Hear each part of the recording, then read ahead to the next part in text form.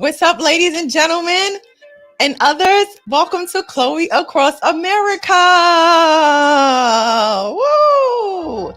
Yes, that's right. I'm excited to be here. We're going to have so much fun this evening. We're joined by such great guests. Um, Thank you all for being here in the audience. Hi, everybody. Let me say hi to folks. Tim, you know what I need, Tim? I need some nice, let me say hi to everybody music. Yeah, right. I need like a little welcome Americans like they did in Romper Room. I'm aging myself. Whatever. All right. Who do we have here? First up, Gabe. Hey, Big Gabe. What's up? Thank you for being here. Renina, Damara, Bryces. What's up? C.E. Celestine. I don't want to make say I'm saying your name wrong. C. Celestine. What's up, Brooke? Allison. Hey, y'all. Hey, Miss A. Quentin, welcome. Allison, welcome. All right. Let me tell y'all what I've been up to these past couple days. I understand that this past week was Valentine's Day. Didn't do anything. I was just minding my business. But what I decided to do to love myself, not like that, keep your mind out of the gutter. To love myself, I decided to go on a juice cleanse for several days. I'm still on it. I'm on day 4. I started Monday morning. I like to start things on Monday morning. I don't know if that's like the slacker in me, because I'm like, Monday is my day. That's my start of the week is Monday. So I've been juicing all of my meals since Monday. And let me tell you something, okay? Number 1, I've lost 12 pounds in 2 days. That's number 1. Skin glowing. All right. I just have a little bit of foundation on powder because I was like shining bright like a diamond. Other thing that people don't tell you when they go on juice cleanses, I'm gonna keep it funky with y'all, is that you end up pooping a lot. Okay. And the weird thing about it is after 4 days of not eating any solid foods and you still pooping, you like, yo, what was inside of me, dog? What was inside of this body? Okay. I'm telling you, the intestines can like wrap around the earth or some goofy shit. I don't remember. Don't quote me. But something was up in there. So I decided that I'm going to stay on this juice cleanse until I feel like I have purged everything out of my body. Really, my marker is my tongue. I'm not even going to stick my tongue out. But they said that if your tongue is not like a pure pink tongue, then you probably have some stuff in your body. And so once my tongue is like nice and pink, then I'm like, okay, I know that I'm totally reset my body. So if anybody out there is, Brooke said, candy bars from 1993. Shut up, Brooke. I don't eat candy bars. I really don't. But if anybody out there is trying to figure out, okay, how to cleanse their body. And I know there's a lot of people, and I don't want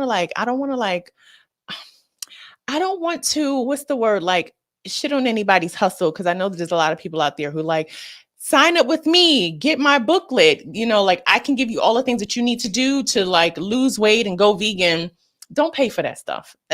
I know, I understand it. I understand that you want to support, but if you don't have it, that doesn't mean that you can't do what you need to do in order to like start healing your body, right? Because there's so many free resources online. There's so many juice recipes online. If you go on Pinterest and do vegan cleanse, it's all these articles. That's where I found the one that I'm doing now. I take 6 to 7 juices a day. You drink water. If you want, you can also add like a broth, like a hot soup broth, liquid only. It's to give you something warm to switch it up a bit. And you'll figure it out. So if you have any questions, hit me up and I'll like send you the recipes that I'm using, because I'm just gonna, keep doing it and, see what happens to my health, my mind, and my body. I want to like talk to trees. That's my goal. I want to be so clear and so open. I'm just like, what's up, that tree? What you said there? Palm tree? What's up? Okay. All right. That's all that's going on with me, and working and living life and watching the news. And we're going to be roasting the headlines later today with 2 funny comedians, Dave Lester and Jonnae Thompson, representing both coasts. My homie from back east and my new soon to be hopefully comedian comrade out here on the West Coast. So I look forward to that. But before we get started, it is my pleasure to have this conversation with our first guest this evening. She and I go way back Okay, way back, like now laters in Apple Jacks. Okay. And I am so happy that she is able to join us this evening because she is an amazing attorney based out of Indiana. There's more than Indiana, there's more to Indiana than Mike Pence. So please don't even, I don't want y'all to be like, oh, well, Indiana. Please welcome to the show. Give a nice big round of applause for Fatima Johnson Esquire. Hey, hi, Hey, Chloe. hold on, Fatima.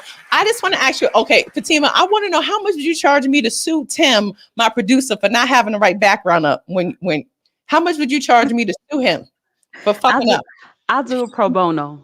I'm Sometimes they about to just kick gotta both learn. y'all asses off this show right now. It's gonna be the Tim show. Y'all chill out. Shut up, Tim. Fatima, thank you so much for being here. I am so glad that you're here. Fatima and I grew up together. That is Yeah, your building was right across from right mine. Yes, across, right? legit. And we grew up in a Hasidic Jewish neighborhood, so y'all know my story. So it was only a handful of us, Black and Hmm. Hispanic folks that were not Orthodox Jews, and we stuck tight. So Fatima moved away. And Yes. we both kept in touch throughout the years thanks to social media. And I saw that her name was coming up in these really big news articles coming out of Indiana with police brutality. And she was defending all of these high profile cases. And I was like, I cannot wait to have her on my show. So Oh, Fatima, can you tell us what is going on in Indiana and how you are holding it down for the cause? I've been asking what is going on in Indiana since I got to Indiana, but it's basically a lot. Right now, we're working on a few cases. My firm has. You may have heard of a young man who streamed live on Facebook and was pursued and ultimately killed by a police officer. His name is Dre John Reed, and we represent the family for that case. Um, so once we started representing that family, people just started popping up with issues that really this. I knew that I could not, Mm, not help and not be involved. Um, we represent a gentleman in, actually two gentlemen in Lafayette, Indiana. Both were mauled by a police dog, same officer. Um, this one of the gentlemen in particular, the dog took hold of his neck mm. and did a whole bunch of damage to him, as you can imagine a dog would do on your neck.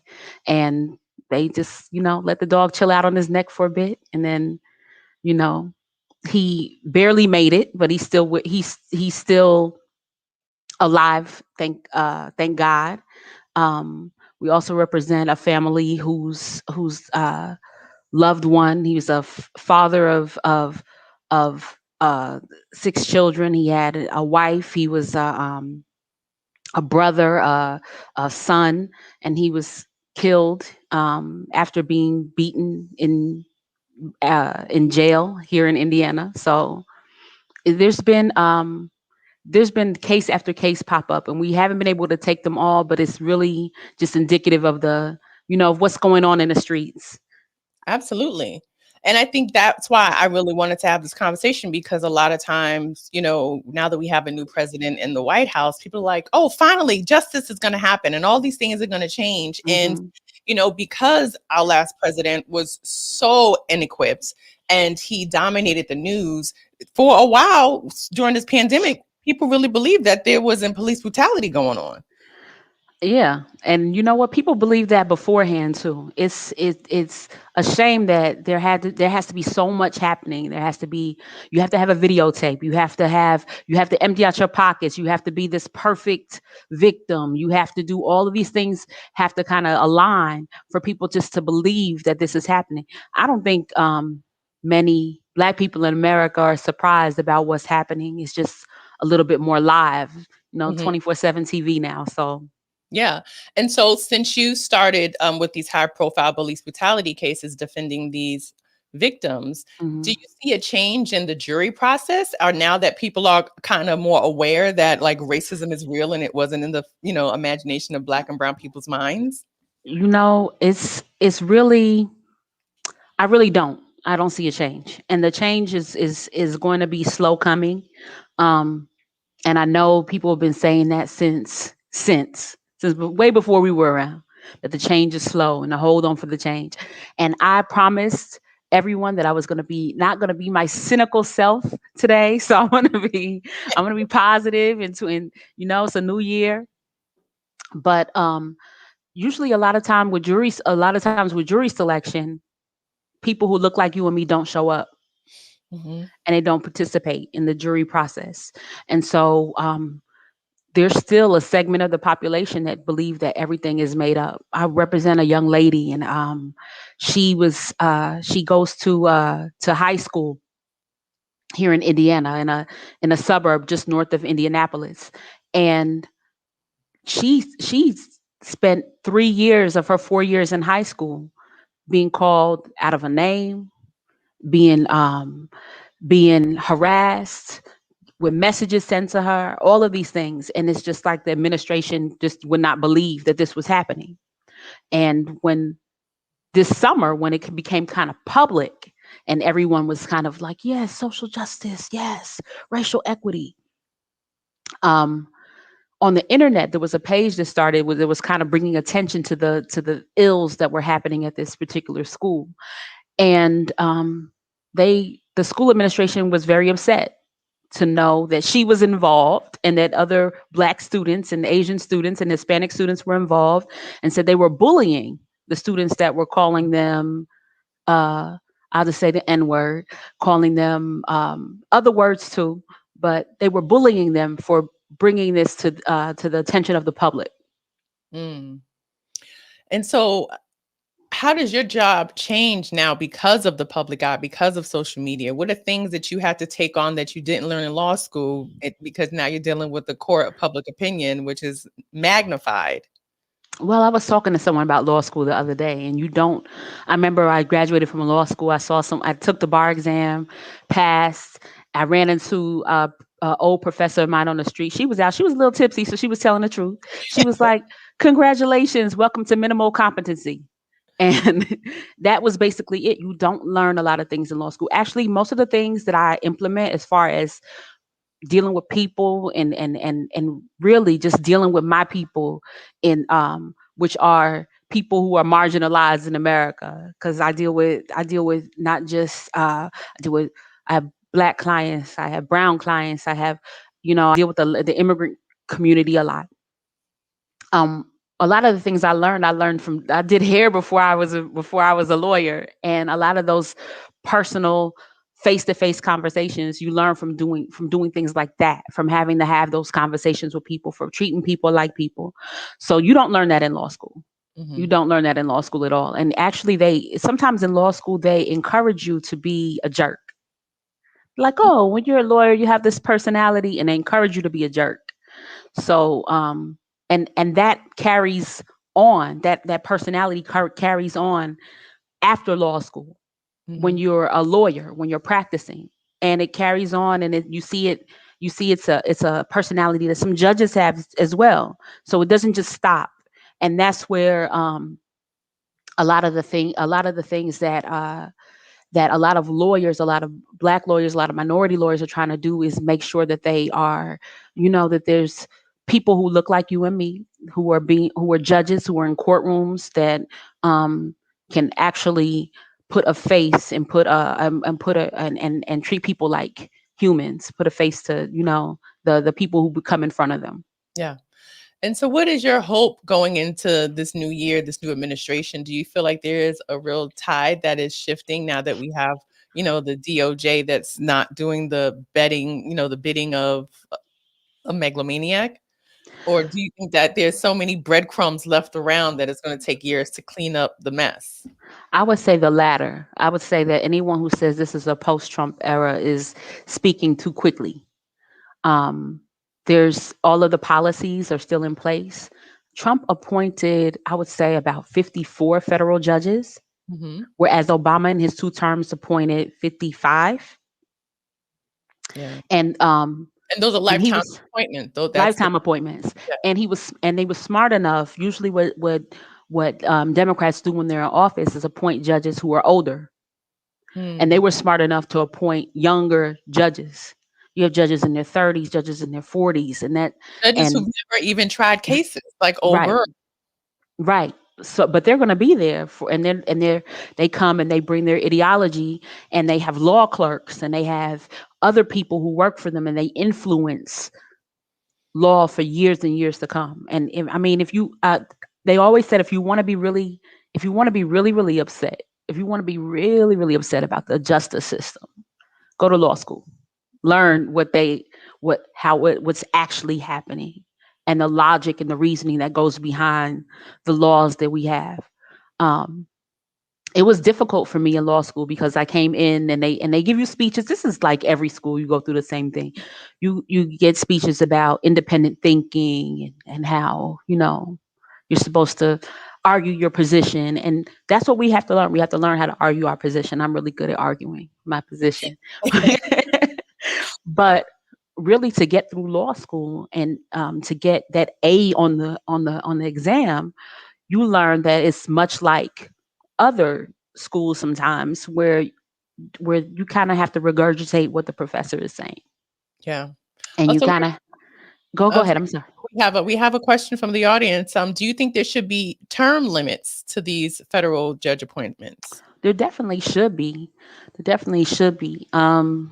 Because the tide changes, and sometimes people hold on to beliefs. It wasn't that long ago when people were not when people who look like you and me, when our family members weren't considered as humans. Yeah. And that was that was something that judges upheld, that we weren't considered as full humans, as full men and women. And so sometimes, there just has to be a shift. Yeah. So term limits are good. I don't necessarily think that judges should run for office, but because that's a whole nother thing, because now you're a politician. Yeah, but absolutely. There definitely should be some limitations. And so, just so folks know, if they have any questions about you and they are located in the state of Indiana, they can go to your website, vitalvisa.com, for more of your amazing work and your cases, and to learn more about how they can contact you. And so, what is the current state of Indiana? Because Mike Pence burned it down to the ground on his way to Capitol Hill. Look, let me tell you, the newest thing, the newest hubbub has been, I don't know if you heard, there was a job description that was put out by the formerly known as the Indianapolis Museum of Art, now it's known as Newfields. And the job description, which was approved by the CEO apparently, because he apologized by not apologizing, and they said that they wanted to target their core white art audience. And this is the state of Indiana. Things like that happen all the time, basically upholding white supremacy, things like that. And there's just a lot of work to be done. So I still encourage people to come move to I'm shivering now because it's cold in here. It's cold here. But I still encourage people who want to get their hands dirty to come here and work, because there's a lot of work to be done. Okay. Well, thank you so much, Fatima. It was Thank a pleasure you. seeing you.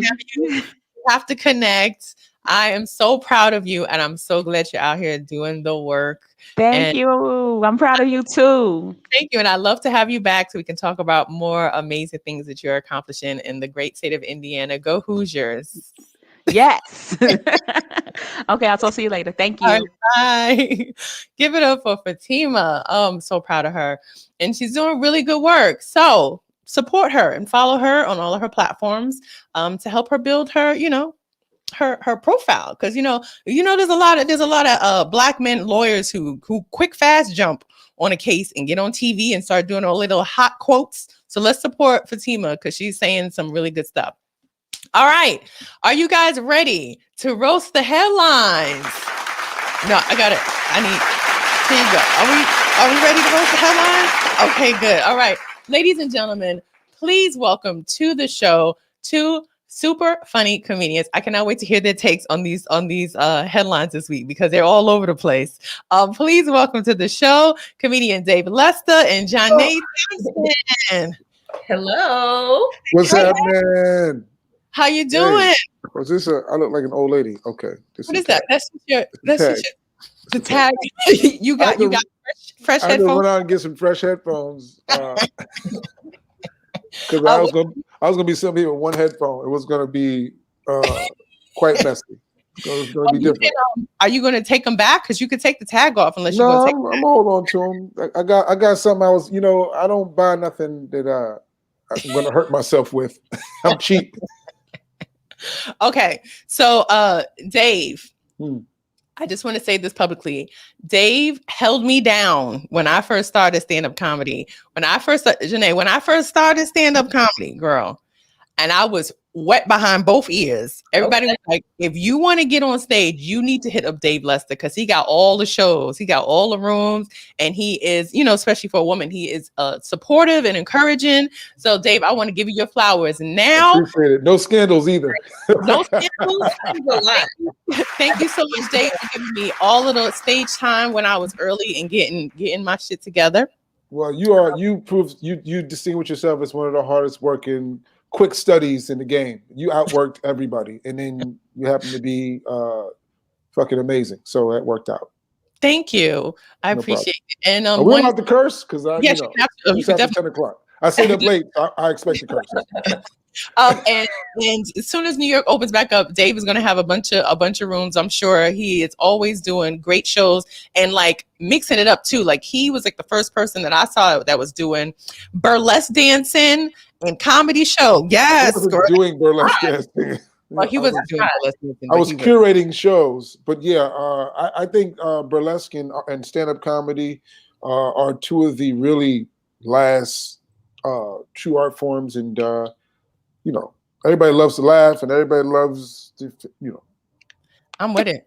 Yeah, I'm with it. I mean, ain't nothing wrong with saying a little bit of titty before you do your punchlines. That a little shimmy. We keep the tassels on, people, just so there's no Me Too stuff going on. Yeah, we keep the tassels on. There you go. Tassels on. Tassels on. Even for the men. The men keep the tassels on too. And little jock socks. That's always.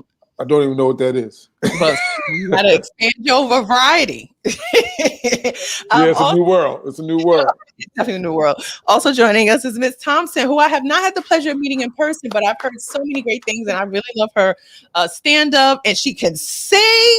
I'm so jealous. Where can people watch your stuff and get to know who you are? Yes. Please keep up with me on YouTube. Definitely trying to grow my channel.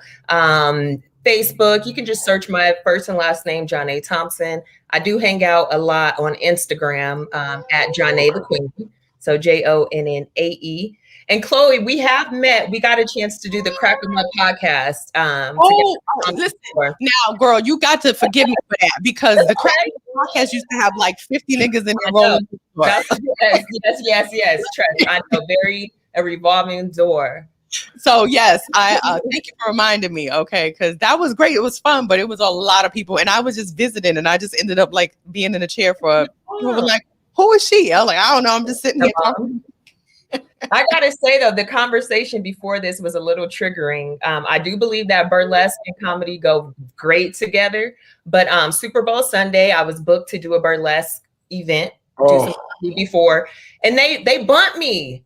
I got bumped for strippers, Chloe. Could you imagine my self-esteem? Like I was like, am I not hot enough? Am I not? Damn. Yeah. Okay. You got to do your own. Sorry. Listen, Dave, Jonnae, y'all got to link up and let him handle, the burlesque part, and then you do. Well, I'm out the burlesque game. Listen, I wear lingerie every day. I'm ready for the shenanigans. I'm out the game. I'm out the stripper game. I just write jokes and trying to pitch something. He's trying to clean the 2021. Yeah, I'm a little older now. I can't. That was like Me Too done scared everybody away. All right, so we got some Me Too stories this evening. Okay, so this first story starting up, we got to talk about Texas, y'all. Okay, Texas has been going through it, and you know how hard it is as a comedian to not want to roast the fuck out of the state of Texas for all that's going on right now. It is so hard. Let's look at this stat. This is how many people were out of power over the last couple days. Actually, 24 hours. At one point, it was 2.8 million customers who did not have any power in the state of Texas. And now it's around 600,000 allegedly, because, you know, they'll do like not have power in the black and brown parts and they'll be like, everybody got power. So people are like, we not really trusting y'all. Go to the next slide, Tim. This is why Texas is fucked up in the game right now. Because many years ago, they essentially succeeded from the rest of the country, because Texas has been on this big kick of wanting to be independent of the United States of America. And so what they did was they separated themselves from the grid, and America, all America's, North America up into Canada and down into Mexico, is pretty much on two parallel grids. And so it helps if anything happens, you can get power from another part. So in New York City, remember, Dave, when we had the blackout, we were like waiting for upstate New York and Canada to like charge our shit up when we didn't have power. Give us a jump. Yeah, give us a little boost, a nice Canadian boost. But since Texas is independent, all their power lies on their shoulders, and it's a little fucked up in the game. Let's look at how bad the temperature is in Texas. Someone's toilet froze and overflowed. Oh my! This next person on Twitter. I don't know, right? I'm like, damn, they doing the juice cleanse too. How does that all get outside? Yeah, that's that Dr. Sebi diet. This next post on Twitter said, "This is how cold it is in my apartment. As a Texan, yes, I'm certainly not built to do this." Y'all, what are the people of Texas supposed to do? That was a ghost VIP room. That was shit. As a native Californian, my whole brain right now is just like, whoop. And all the charts, Chloe. I'm not smart like you. I was like pretending like I was going along. I'm like, I don't know what this shit look like. Chinese. That looked like a waiting room for the afterlife. Yes. This is wild. How long is the line? That's what happens when you want to be independent, when you want to do everything by yourself. You got to remember, you're going to need help putting your fitted sheets on at night. That's a strong red state. This is strong red state. And so this is the crazy thing. Their former governor, Rick Perry, went on the news the other day, and he was like, y'all should just be okay with being cold, because if y'all complain about being cold, then the feds will want to come in here and check our power system. And everybody was like, yes, absolutely, we want them to come in here and check this power system. But, you know, because there's probably so many crooks getting money, they don't want anybody. They stash money in the grid, and they don't want, they stash all the bodies. Yes. Jimmy Hoffa in that damn Texas grid. Everybody in there, yeah. It's just hard to believe, because isn't Texas supposed to be like really like the OGs of having all the resources, the gas, or all that? I'm like, how is this happening? Because people are skipping off the top. They should do a remake of Dallas now. Oh, cold ass Dallas. Be different. Well, the crazy thing about this also is when you talk about the crooks and how people are taking money. The members of the board of their power association, whatever it's called, like EROT, EROT, I don't know what it's called. Most of them who are on the board don't even live in the state of Texas.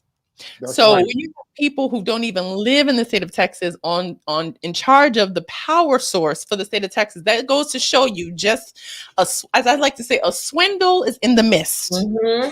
That reminds me of white cops that patrol black neighborhoods they don't live in. It's the same shit. Like, why would we care?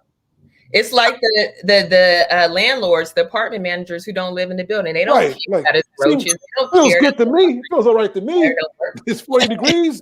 What's that? What is that movie? What was it? Who's the short guy? Not Danny DeVito, but the other short guy. Joe Pesci. He had to go live in a building. He was a slumlord. What was it? Joe's apartment or something like that? No, Joe's apartment was the Roaches. The Roaches, same shit.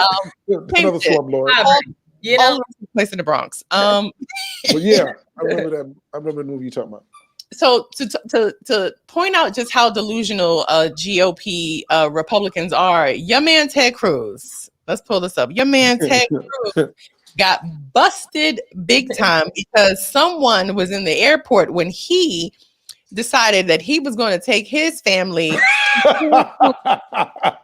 He said, Snake on a plane. A flying commercial to escape the state that you represent, that goes to show you he not even in the top percent of the GOP, because the top percent of the GOP would have had a private jet. You understand?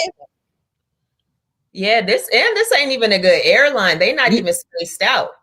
He had to wait for road. He had to road from rail 27 through 38. Like he had to wait 2 other rows. Now, the backlash was so bad. Okay, I mean, I have not seen people unionize on hating someone so quickly on Twitter. Not even Black Twitter was this fast. White Twitter was like, Ted Cruz got to go. He came back so fast. This is him this morning. He changed his flight. He was originally supposed to fly back Sunday. He changed his flight at 6 a.m. this morning, came back to America, also asked for a police escort because he knew he was going to get some hard-ass snowballs to the dome. Snowballs. I mean, at that point, if you there, you just, ice share. Get an ice share. Right now at that point. You got it. That's what I'm saying. Dave, if you were Ted Cruz in this situation and you picked up your family and went to Cancun because you ain't had no heat, would you come back or would you double down and stay and be like, I'll see y'all niggas on Monday? I already had this lined up. You ever book a flight and you ain't got the days? Look, I can't. It's non-refundable. Yeah, it's non-refundable. It is what it is. Jonnae, congratulations, you played yourself. Oh, I was like, what just happened? I was like, oh my God, my computer. Oh no, me too. We have special effects and stuff on this show. I love that. Yes, definitely played himself. But I noticed like a lot of times, a lot of politicians will dip out when shit gets real. Wasn't Trump like playing golf and stuff? Like they do this. They're like, they're never in the office. Never in the office when it goes down. I don't understand struggle. And the crazy thing is, like, the people that were defending him on Twitter, white people defending him on Twitter, were saying, like, well, what is he supposed to do? Do y'all not know what politicians' jobs are? Like, get on the phone, call somebody. Resources. Yeah. Yes, you call people and say, can we get generators? My district needs this. Or open up your business because I know who you are. You gave me $100,000 on my last campaign. Open up your church, Joel Osteen. Oh, that was a sidebar. Period. No, but for real, you preaching that was shady as hell. That was I can't shady. Shady. I even got my mama to stop liking him. My job is done. I'm going to heaven.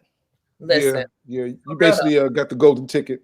Got to help the people. No waiting room.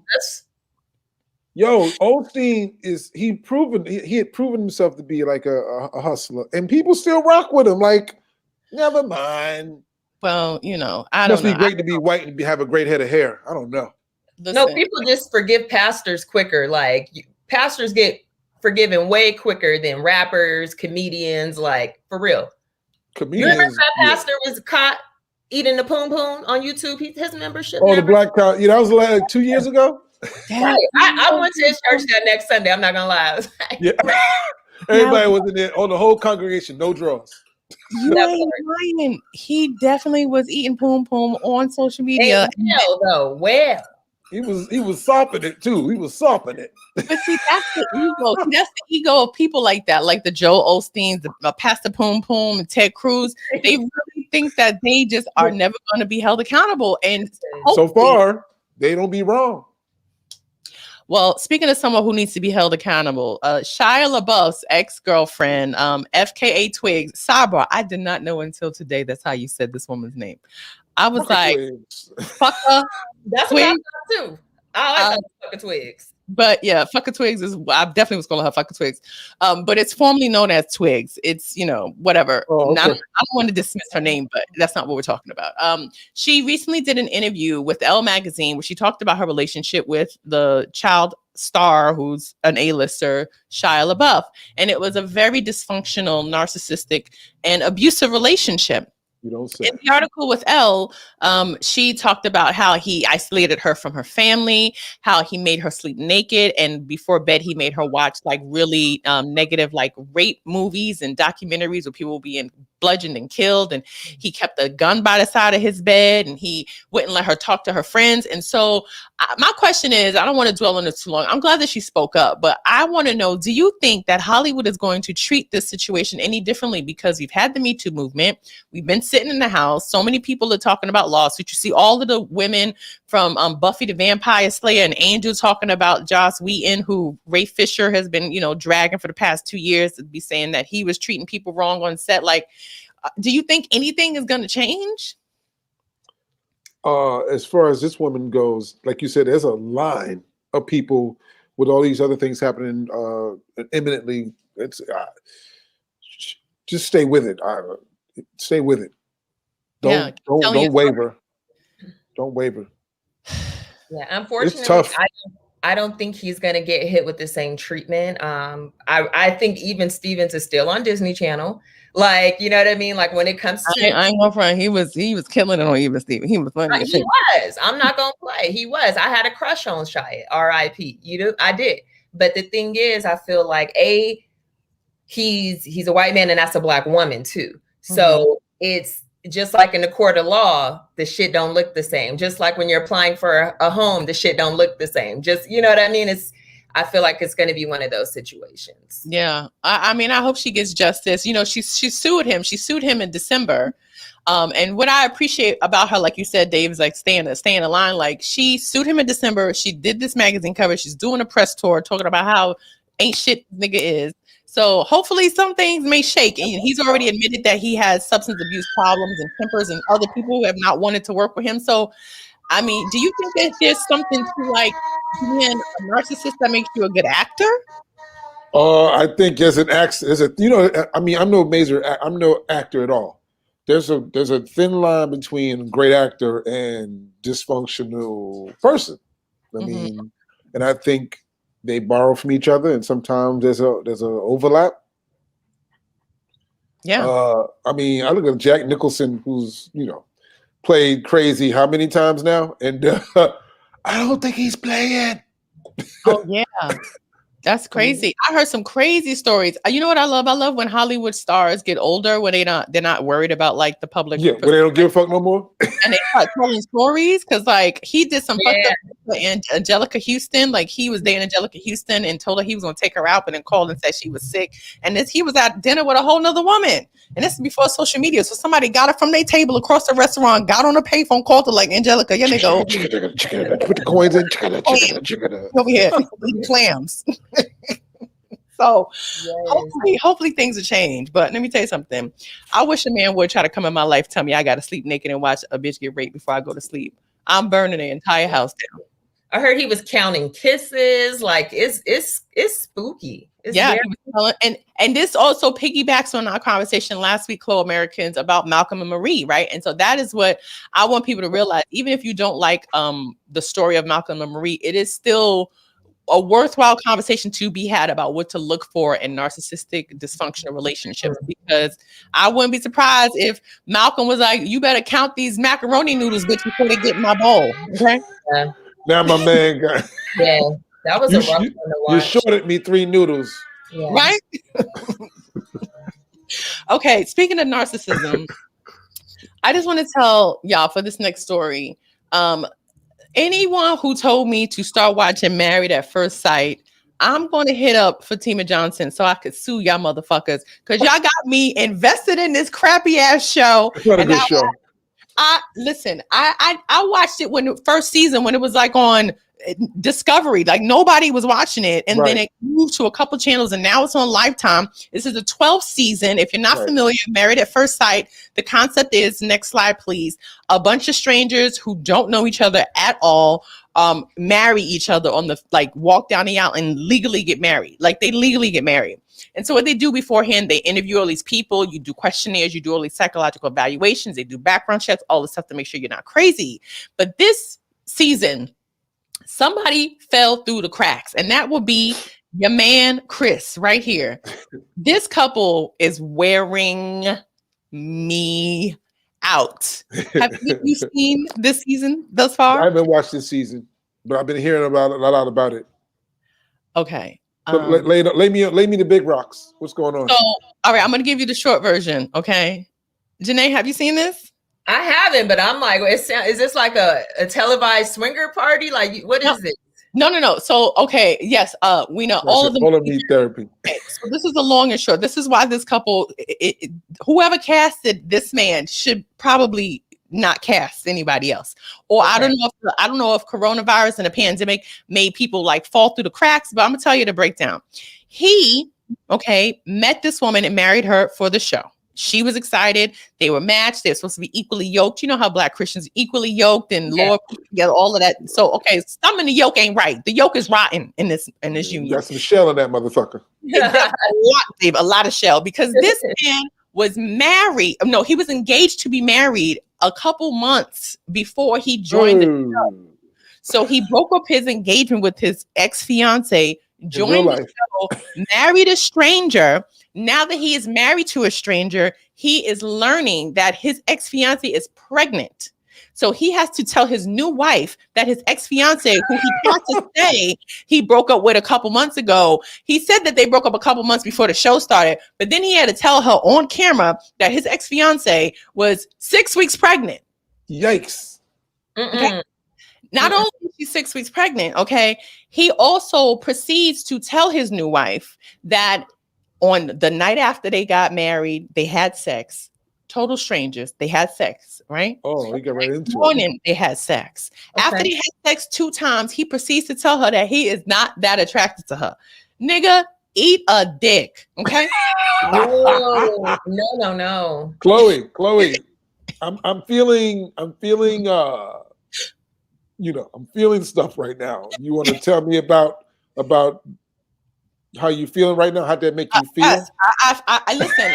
There's nothing else I can say. I'm gonna let this man speak for himself. I want you to hear what he said with cameras rolling to her friends. Let's play this.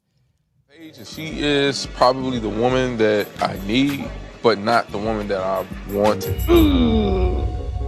Wanted versus needed. Like, explain that to us. I think on paper, like, it's there, but marriage is more than just careers and money. You know what I'm saying? What was that dude? She got a helmet on. So I'm not 100% attracted to her. Listen, that's after they already got married, Dave. Do you understand while I'm living right now? He got a fuckboy haircut though. Like from that haircut, you could tell he's finna fuck up your life. He's gonna lie to you. He's gonna use your car to pick up other women. There's a lot. He bought that outfit with another broad's money. Period. Listen, seriously. During Black History Month too. This is crazy. It gets so much worse because not only did he tell that to her friends after they were, that's at the reception of the wedding. Do you understand? He already said I do, and he told this woman who he's never met before. He said that shit out loud. On the other side of his head. Other side of his head. Even his daddy was like, yeah, she ain't that cute. His daddy was saying, listen, whole family trash. Listen, this is what he said to his newlywed wife on their honeymoon in Las Vegas. They're having dinner. This is how he doubles down, right? This is the narcissism. This is him manipulating the situation. Look at Chloe set it up. An amazing, smart, intelligent Black woman, and the experts did a great job of matching you with myself. Like, I would never have a negative thing to say to you. You're so sweet. Look at his eyes. I'll support you, whatever the lie eyes. You stay. If you go, I'm gonna support you. If you go, I might chase after you. But if you stay, let's do it. I need more time. Stepmom, have you thought about that at all? Being a stepmom? Oh, I have lied like that. Wait, this is idea. He said, "Would you mind being a stepmom?" Because he's trying to see if she would stay because he wants to stay on the show because he wants exposure because he's a narcissist. Dave, you said you lied like that. Would you like to? I have lied in that way. Like I've been in that where the eyes dart back and forth and before some heavy shit that I really don't know what I'm saying. Yeah, I've been there. That is classic fuckboy page 13. Buying yourself time. Dave, I'm not trying to put you on the spot, but I do know that you are a very introspective man and you talk about manhood a lot in your material. Can you please explain to us what gets a man to that point? Like what happens in your life? What happens in your environment? It's conditioning. His daddy probably modeled some fuckboy behavior. He got away with it, both coming up and with the women he dealt with. He's not a bad, good-looking dude. And the market is so bad that, it creates that. Somebody fed it. He didn't come up like that by himself. He didn't sit in a room and decide to be like that. It was allowed. It was condoned. It was looked the other way. Even his friends, your men are complicit, looking the other way, not saying shit. All that, all of it. So I feel like what I'm hearing you say, and I could be wrong. What I'm hearing you say is we have to stop calling black men kings.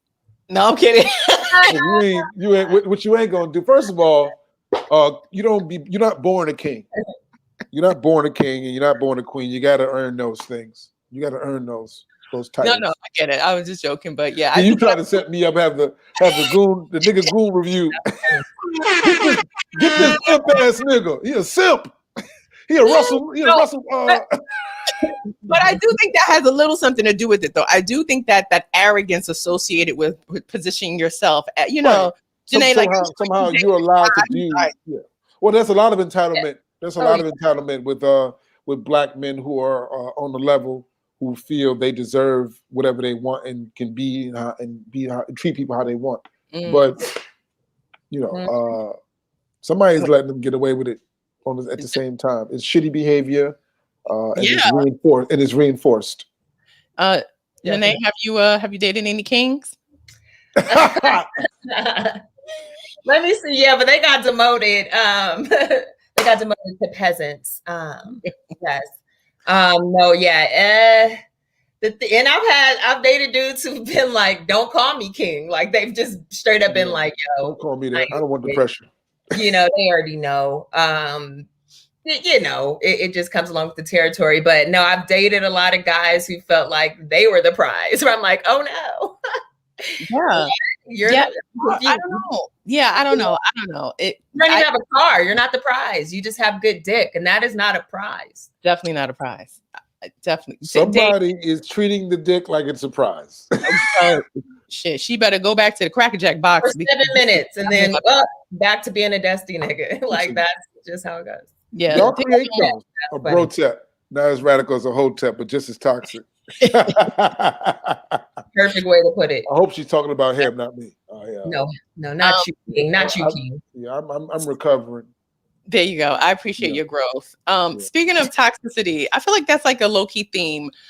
This next video caught my attention, and it brings me joy. So I'm not even going to spoil it. I just want y'all to watch this video, and let's see how it turns out. And here we go.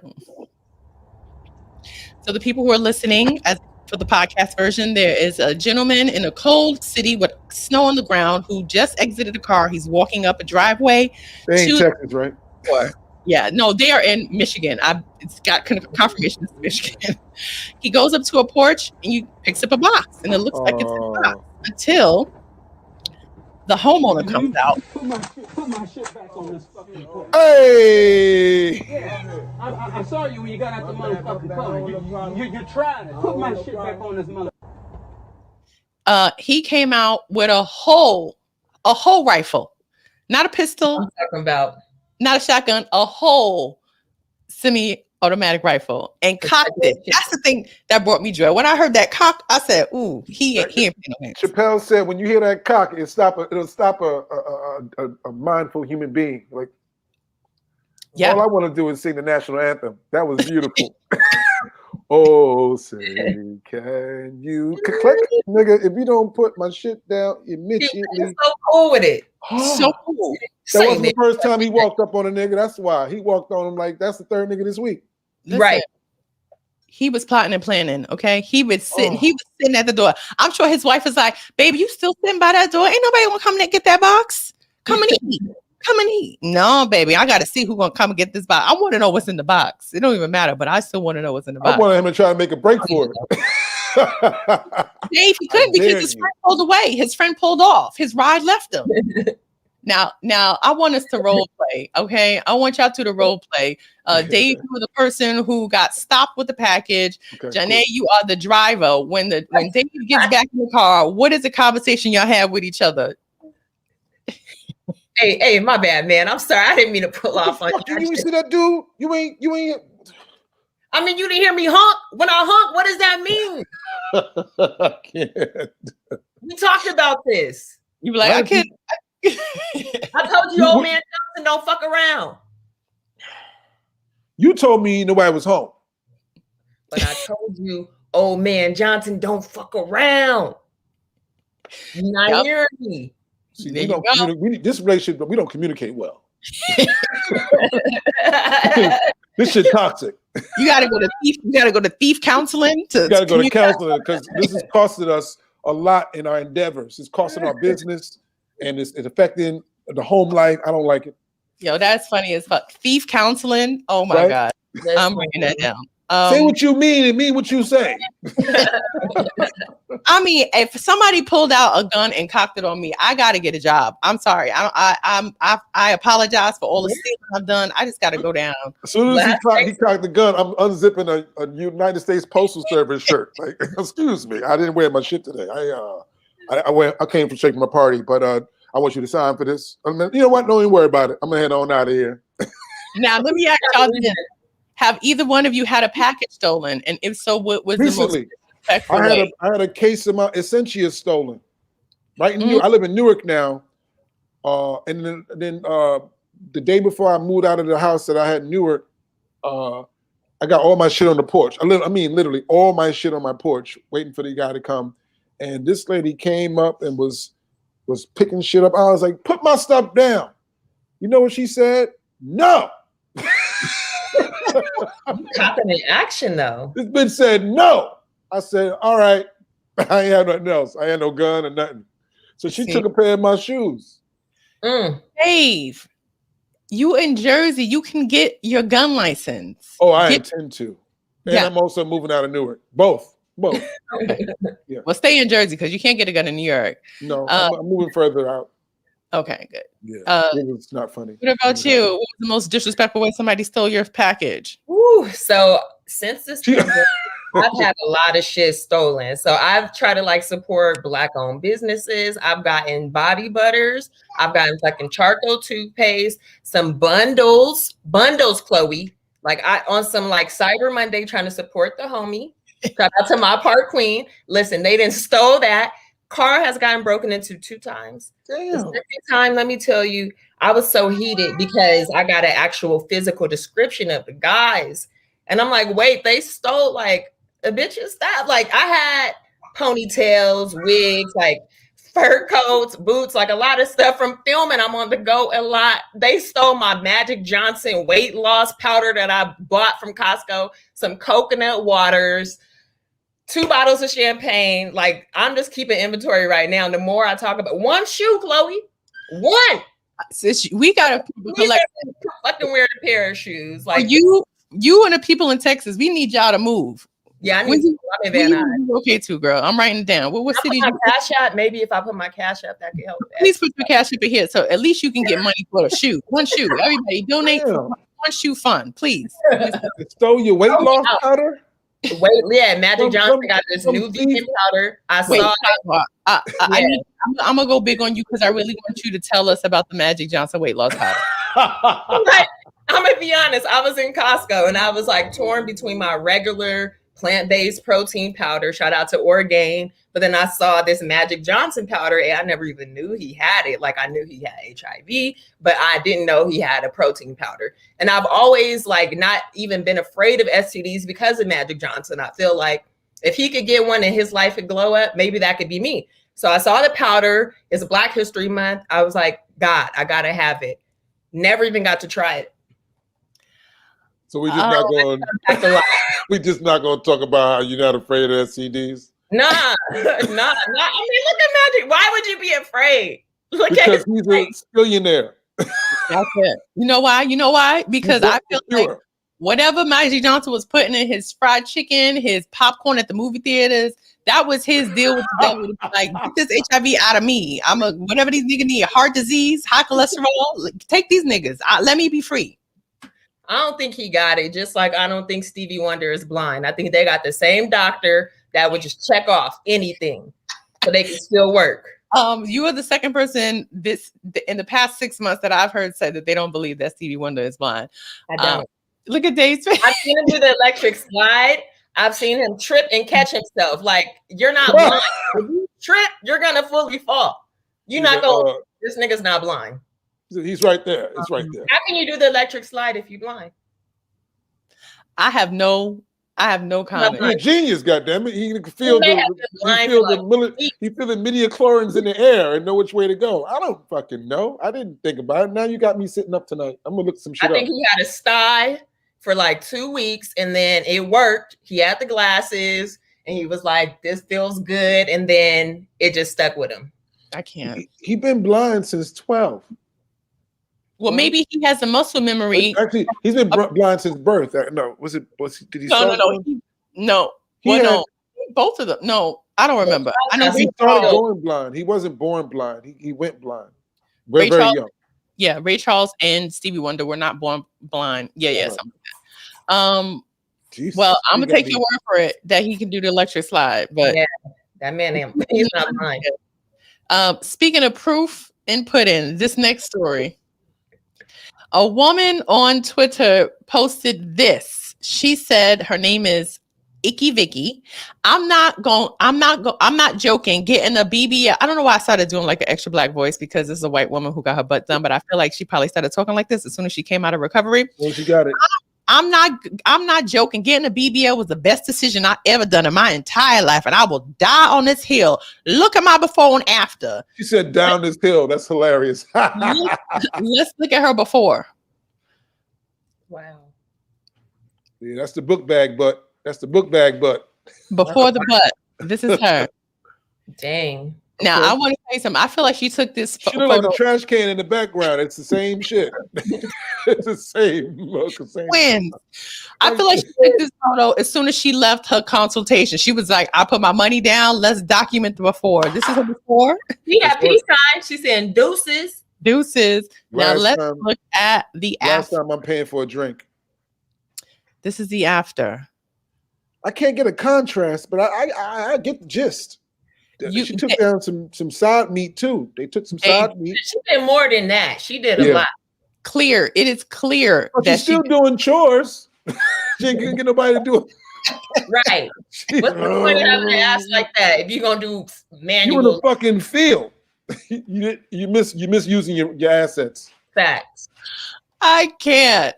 So speaking of assets, have either one of you thought about plastic surgery? Never. Like I have thought about getting my boobs done before, but then I changed my mind because I feel like once I have a baby, I really feel like God is gonna lace me with the titties. Like that's just how it's gonna work. But I also have really good bras. So I feel like, and I have hips and ass. So I feel like, if I have too much, then we wouldn't even be, Chloe, you wouldn't even like me. You'd be like, who is this bitch? Listen, our sisters. I think about that. I think about how my life would be different if I had like the body that I always imagined that I wanted in my life. I definitely wouldn't be a comedian. Oh, hell no. I would not be a comedian by no stretch of the imagination. But I will say this. If you are out there and you do want to get plastic surgery, have at it, okay? Be the person that you want to be. Don't let anybody stop you from making that decision because some people really need it for their confidence, truly need it for their confidence.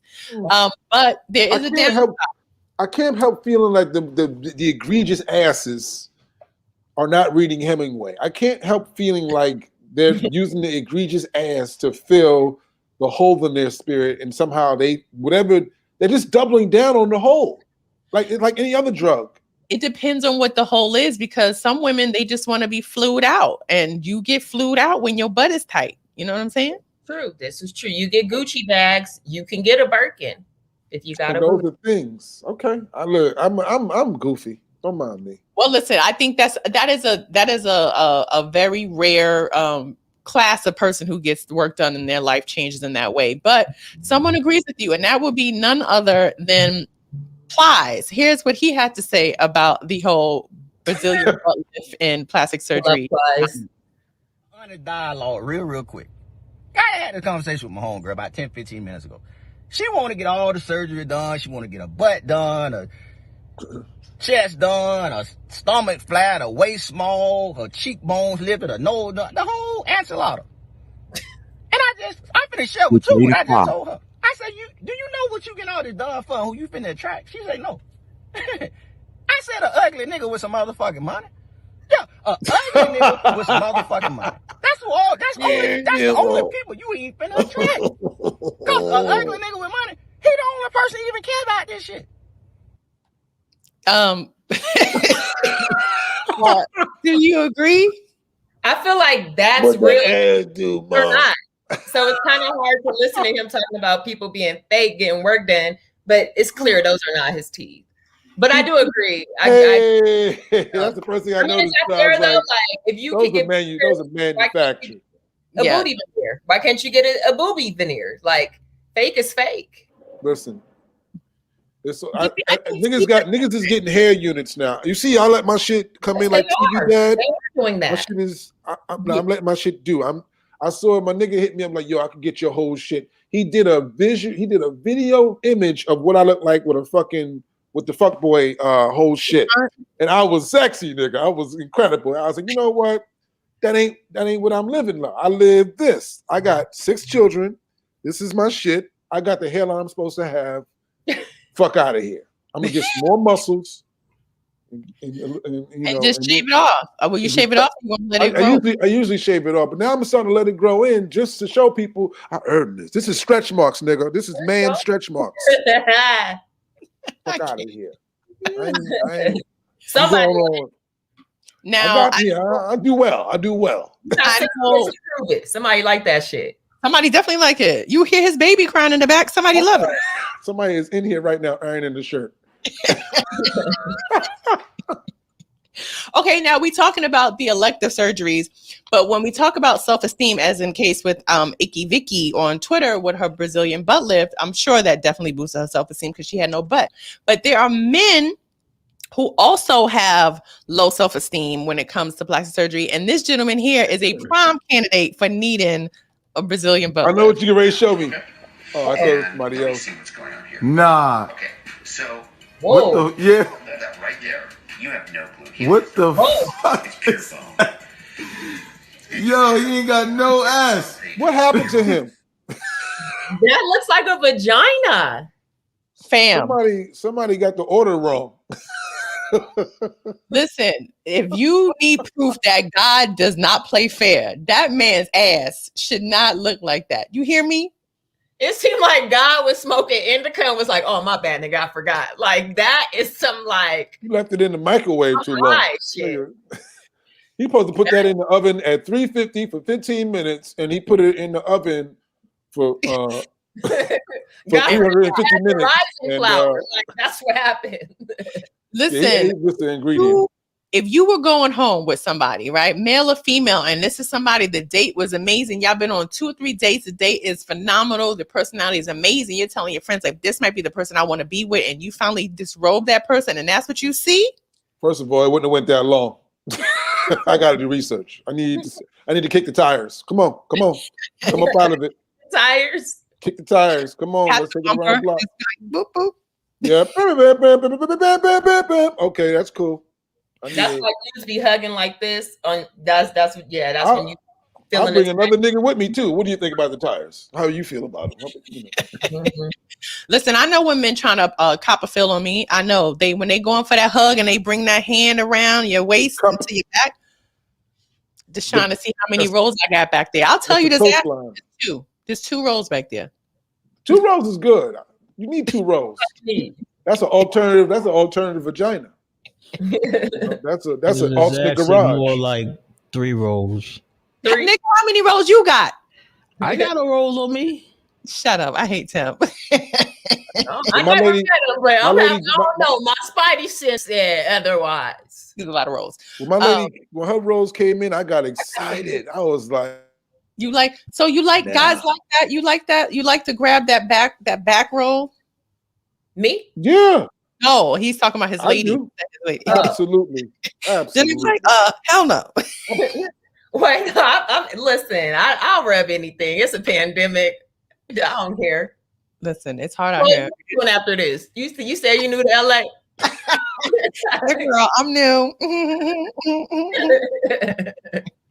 Okay. Fog up the screen. God damn it.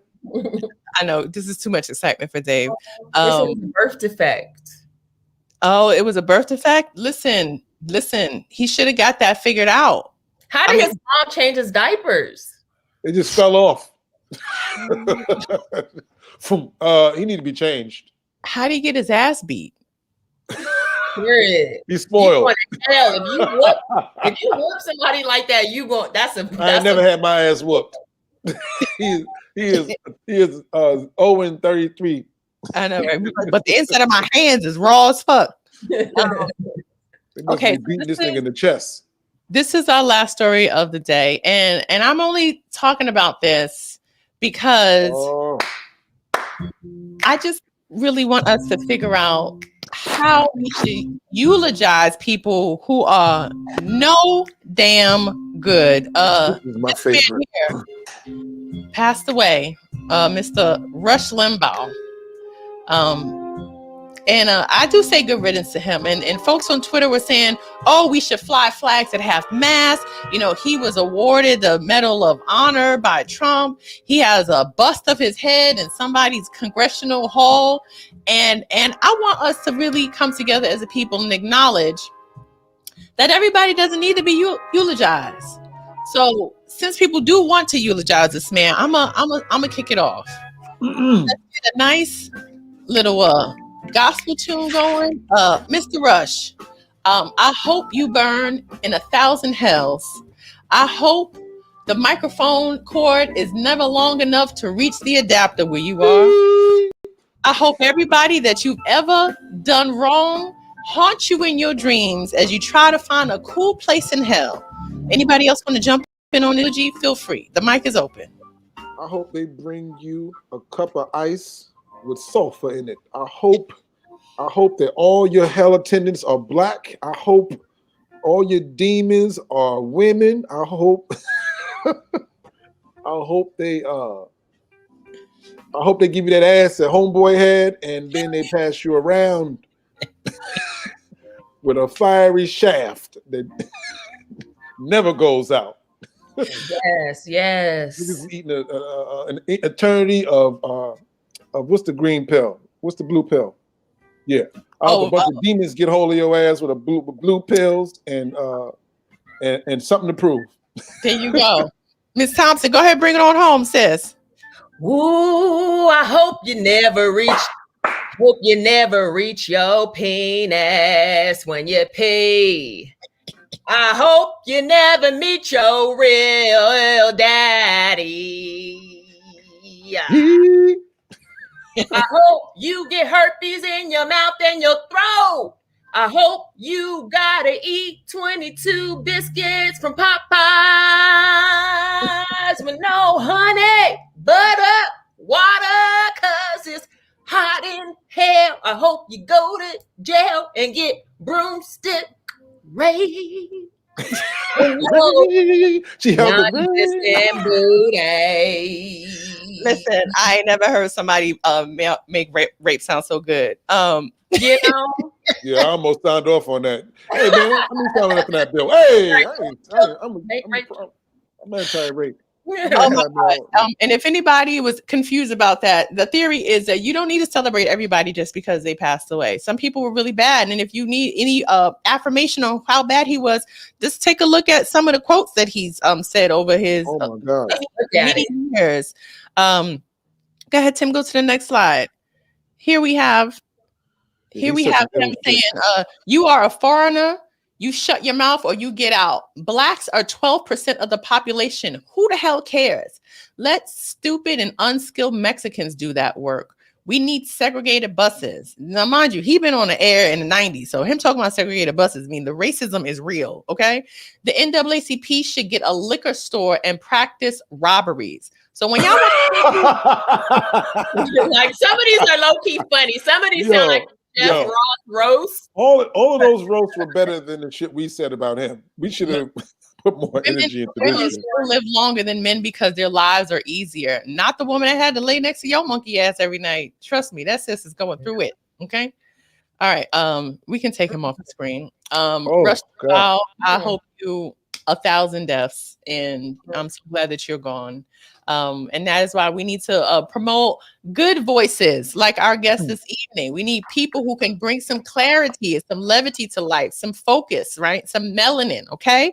That's what we do here at Chloé Across America. We highlight voices that need to be heard from coast to coast. And without any more stories to talk about, I want to turn it over to our guest so you can tell people where they can support you. Dave, I'll start with you. Where can people follow you? Please follow me on the Instagram sphere. Instagram is cool. I'm at hashtag comedian Dave Lester, just like you see on the bottom of your screen. Doing all things comedy and Black Dad, putting it together. On Facebook, I'm on Facebook because I'm old. Facebook Dave Lester, just as it sounds. And I'm not on Twitter because I just like going to visit. I don't actually want to stay there. There you go. And Jonnae, where can people support you and follow you? Yes, I'm at Instagram at Jonnae the Queen, Jonnae the Queen. Instagram at Jonnae Thompson, how it is presented here. Facebook, YouTube, all that jazz. Spotify, you could listen to music and iTunes and that fun stuff too. Awesome. Thank you both for being here. This was an amazing show. I'm so glad we were able to have you both on. I'd love to have you come back. Love to. Also, again, thank you to Fatima Johnson, amazing lawyer, civil rights lawyer out of the state of Indiana. Shout out to her. Shout out to Williamsburg, where we grew up in. Thanks to our guests. Let's give them a round of applause. Thank you, Chloe. Happy belated, Chloe. Oh, thank you. I know it was in January, but I missed you. Here you go. I appreciate both of you. All right, y'all. I'll see y'all soon. Take care. Take care. Nice to meet you, Jonnae. You too. There you go, Chloe-Americans. It's been another amazing show. Thank you all to supporting us and hanging out with us. We're here every Thursday. If you do not catch the show live, you can watch it on our YouTube channels. Listen, there's a new channel. We have a new channel. I've been saying this for a couple months now. Thank you for the folks who have subscribed to it. If you need to get the link, it will be in the caption of this video or the podcast, or you can go to the Chloé Across America Instagram page where you can go to the link in the bio and subscribe to the new channel because we want to do a bunch of new stuff. So follow that new channel so we can do a bunch of new stuff. Tim, is there anything that you would like to say to the people before we break out? Yeah, I want to apologize for the stuff I said about Texas because I said a lot of really nasty things about Texas. On social media? Yes. And I have friends that live there, but I told them basically fuck y'all too. So when they come and knock on your door because you have heat and hot water, you're going to let them stay there? Basically. No. So then you ain't really apologizing. I cannot tell a lie. Can't tell a lie. All right, Tim, say goodnight to everybody. Peace. Bye, everyone. We'll see you next week. Tell a friend. And Gabriel, the Gabriel guy. What about? He's banned from the island. Oh, Lord. Okay, we'll talk about it after the show. Yeah, no, all right. We gotta go. See you, everybody. Take care. Bye-bye.